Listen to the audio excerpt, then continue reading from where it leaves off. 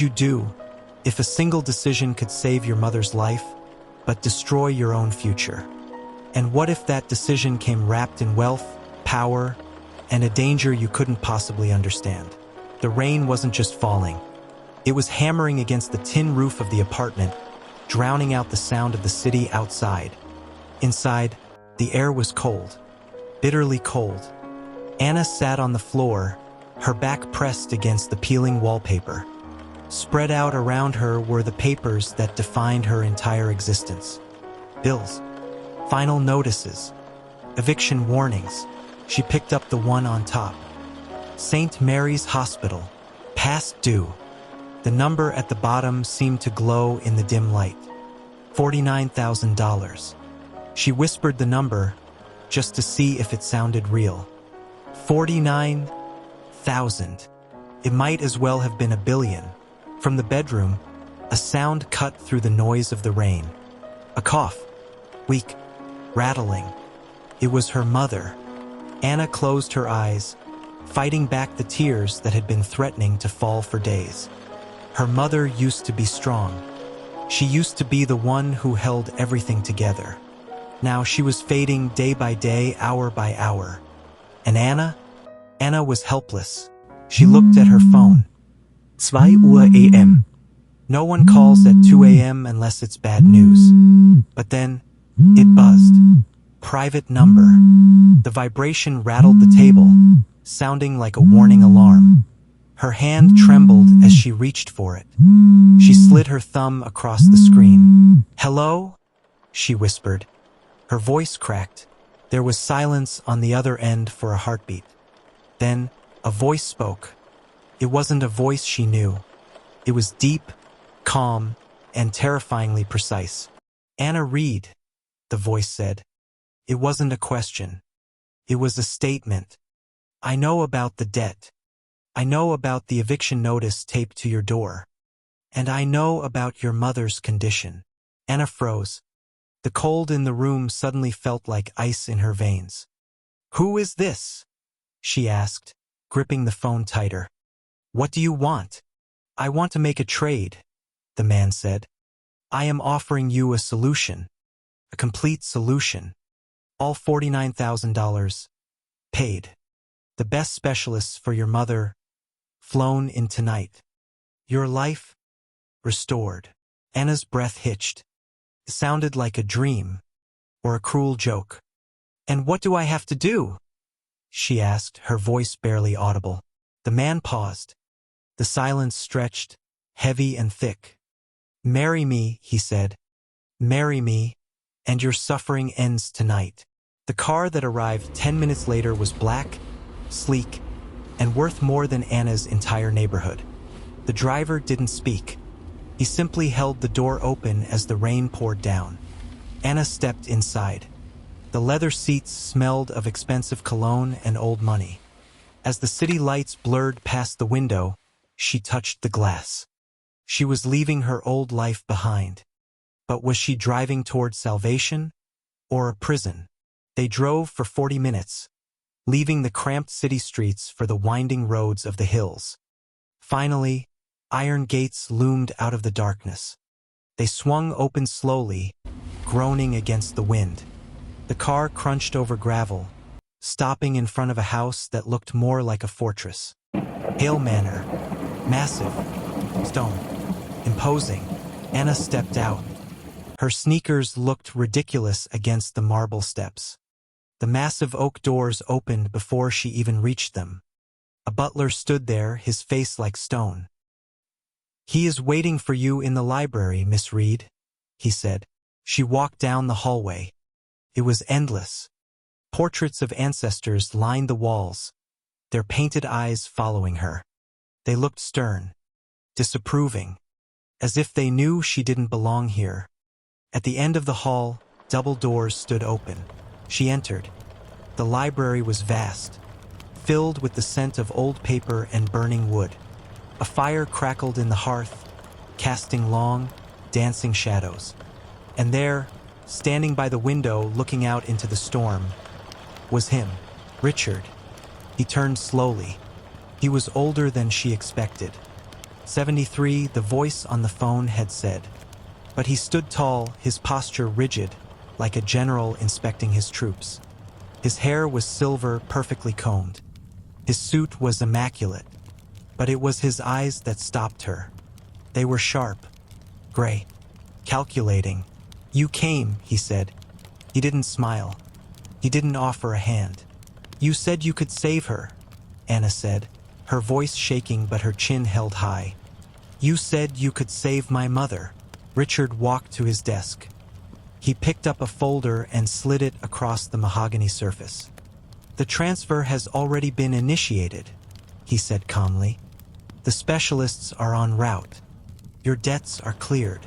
Anna stared at the folder. It was everything she had prayed for. But the cost was standing right in front of her. "Why?" she asked. "Why me? You have billions. You could have anyone." Richard sat down, clasping his hands. "I don't want anyone," he said coldly. "I want someone with nothing to lose. Someone desperate enough to be loyal and frightened enough to follow the rules." He pointed to a document on the desk. "The contract. Read it. Sign it. And your mother lives." The wedding was not a celebration. It was a performance. 2 days later, Anna stood in a dressing room that was larger than her entire apartment. She wore a dress of white silk, imported from Paris, fitted to perfection. Diamonds glittered around her neck, cold against her skin. She looked in the mirror. The girl staring back was beautiful, but her eyes were dead. "It's time, madam," a maid said from the doorway. Anna walked down the aisle of the manor's private chapel. The pews were filled with strangers, business partners, politicians, distant relatives who eyed her with suspicion and jealousy. She could hear their whispers over the soft organ music. "Gold digger," one whispered. "Look at her," another sneered. "She's just a child." Disgusting. Anna kept her eyes forward. She focused on the altar, on Richard. He watched her approach, his face unreadable. He didn't look like a groom waiting for his bride. He looked like a man acquiring an asset. When she reached him, he took her hand. His skin was cool, dry. The priest spoke words of love and devotion, but they felt hollow in the cold air. "I do," Richard said, his voice steady. It felt like a lie. Felt like a surrender. As the ceremony ended, cameras flashed. Blinding lights popped in her face. Reporters shouted questions from behind the ropes. "Mrs. Hale. Mrs. Hale, is it true you were bankrupt last week? Mrs. Hale, do you love him?" Richard placed a hand on the small of her back. It wasn't affectionate. It was guiding, controlling. He steered her into the waiting limousine. As the door closed, shutting out the noise and the lights, silence filled the car. Anna slumped back against the seat, exhausted. She looked at Richard. He was already on his phone, checking stock prices, as if he hadn't just been married. "Is this it?" she asked softly. "Is this my life now?" Richard paused. He lowered the phone and looked at her. For a second, just a second, the mask slipped. There was something behind his gray eyes. Loneliness? Regret? "This is the deal, Anna," he said. "You have safety. You have wealth. And your mother is safe. Do not ask for more." But as the car sped through the night, back toward the cold stone walls of Hale Manor, Anna knew that safety was a lie. She had traded poverty for a prison. And she had a terrible feeling that the danger was just beginning. The first week was a blur of silence. Anna wandered the halls of the manor like a ghost. She had servants who cooked for her, maids who made her bed, and a driver ready to take her anywhere. But she had nowhere to go, and she had no one to talk to. Then came the gala, Richard's annual charity ball. It was Anna's debut to the world. She wore emerald green, a necklace of diamonds heavy around her throat. As she walked into the ballroom on Richard's arm, the music stopped. Every head turned. The judgment was physical. It hit her like a wave. Older women in expensive gowns looked her up and down with disgust. Men smirked at Richard, offering silent congratulations on his new toy. A woman approached them, tall, elegant, with a smile that didn't reach her eyes. "Richard," she purred, "and this must be the new Mrs. Hale." She looked at Anna. "Tell me, dear, what did you do before this? Were you a model? An actress?" Anna felt her face burn. The implication was clear. She felt Richard's arm tense beneath her hand. He was waiting, testing her. Would she crumble? Anna lifted her chin. She remembered her mother, safe in the hospital. She remembered the bills. She remembered the cold floor. "I was a student," Anna said clearly, "and I worked 2 jobs to support my sick mother. It wasn't glamorous, but it was honest." The woman's smile faltered. The circle of listeners went quiet. Richard looked down at Anna, and for the first time, the corner of his lip twitched upward. A spark of respect. But respect didn't mean trust. And secrets still festered in the walls of Hale Manor. Weeks turned into a month. Richard was often gone, locked away in meetings, leaving Anna alone in the sprawling house. She was forbidden from entering the East Wing. "It is unsafe," the butler had said. "Old structures. Do not go there." But curiosity is a dangerous thing.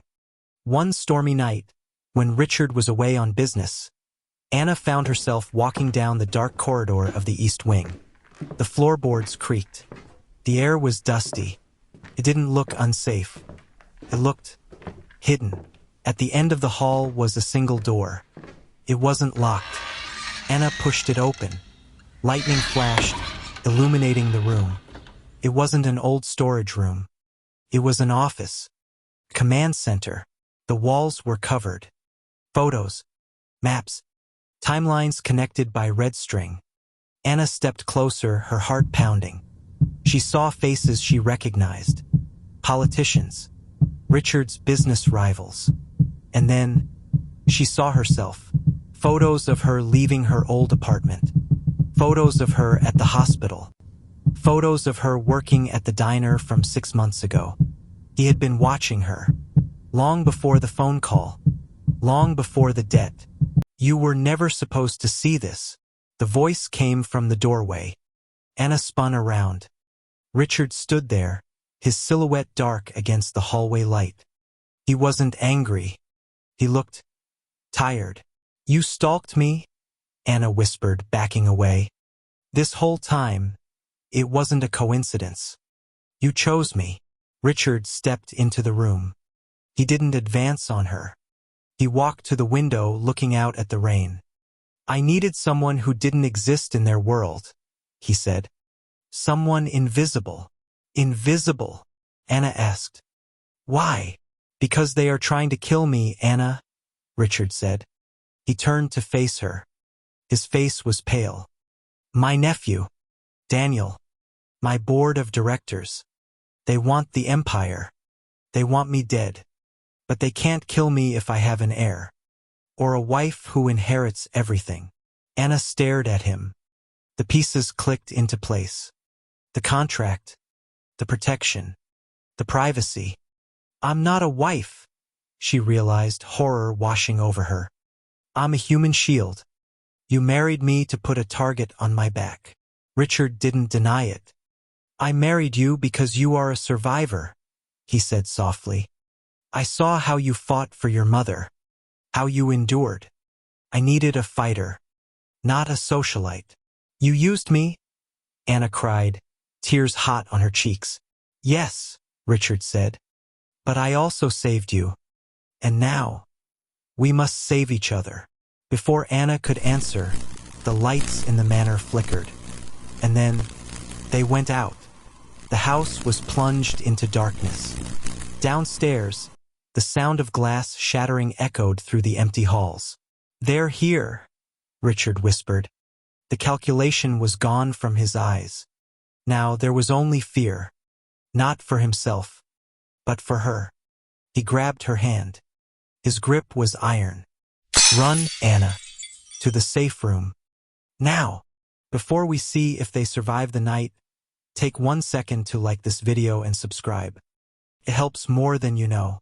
They ran through the dark corridors, guided only by the flashes of lightning. Heavy footsteps thundered on the stairs behind them. Men, many of them. This way, Richard hissed, pulling a tapestry aside to reveal a hidden door in the wall. They stumbled into a narrow passage, the stone cold and damp. Richard didn't stop. He pulled her deeper into the dark. Finally, they reached a steel door. He punched in a code. It hissed open. Inside was a small room lined with monitors.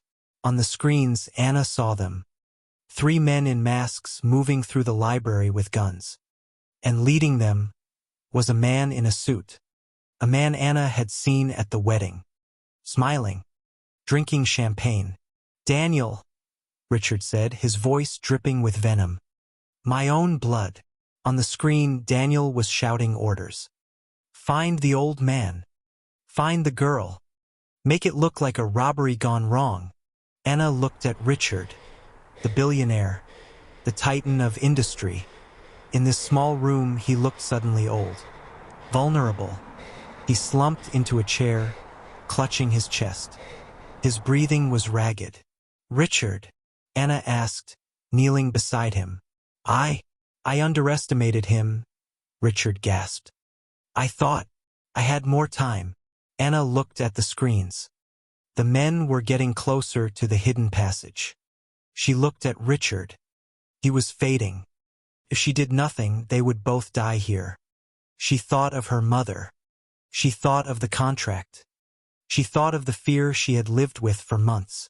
And suddenly the fear vanished, replaced by a cold, hard anger. No, Anna said. She stood up. We are not dying in a box. She looked at the control panel on the desk. There was a microphone button. Does this work? She asked. Can they hear us in the house? Richard nodded weakly. The PA system. Yes. Anna pressed the button. Her voice boomed through the speakers of the manor, echoing in every room. Daniel, Anna said. Her voice was steady, powerful. On the monitors, she saw the men freeze. Daniel looked around wildly. I know you can hear me, Anna continued. I know why you're here. But you made a mistake. You thought you were hunting a helpless old man and a naive girl. But you forgot one thing. She leaned closer to the mic. I have sent the files from the East Wing to the police. And to the press. Every photo. Every email. Every stolen transaction. It was a lie. She hadn't sent anything. But Daniel didn't know that. On the screen, Daniel's face went white. He checked his phone. It's a bluff, he screamed at his men. Find them. Check your email, Daniel, Anna bluffed. It's over. For a long, agonizing minute, silence hung over the manor. Then, sirens wailing in the distance broke the night. Real sirens. The security alarm had been triggered silently when the glass broke. Police, Daniel shouted. Abort. We have to go. On the screens, Anna watched as the men scrambled, fleeing out the back exits into the rain. She watched until the last one was gone. Then, she sank to the floor, her legs giving out. Richard looked at her. His eyes were wide with awe. You, he whispered. You saved us. The police arrived minutes later. Daniel was arrested 3 miles down the road. The scandal rocked the city for months. But inside Hale Manor, the silence had changed. It wasn't cold anymore. It wasn't lonely. 6 months later, the sun was shining through the library windows. Anna sat at the mahogany desk, reviewing scholarship applications for the foundation she now ran. Richard sat in his armchair by the fire, reading a book. He looked up. Anna, he said. Yes? She asked, smiling. The contract, he said. It expires today. You know that. Anna looked down at the ring on her finger. The year was up. She was free to go. She had her money. Her mother was healthy. She could leave. She stood up and walked over to him. She took the book from his hands and placed hers in his. "I know," she said. "So?" Richard asked. For the first time since she met him, he looked unsure. "Will you go?" Anna looked around the library, the place where she had been sold, the place where she had been hunted, and the place where she had found her strength. "No," she said softly. "I think I'll stay." Because she realized then that love isn't always about romance or butterflies. Sometimes, love is about finding the one person in the world who trusts you enough to fight beside you in the dark. And that was worth more than $49,000. She watched the contract burn in the fireplace, turning to ash. Started as a sale, but it ended as an alliance. In a world of wolves, Richard hadn't just given her money. He had given her teeth. She looked out the window at the empire that was now hers to protect. The deal was over, but their reign had just begun. If you enjoyed this story, please like and subscribe to support the channel. See you in the next one.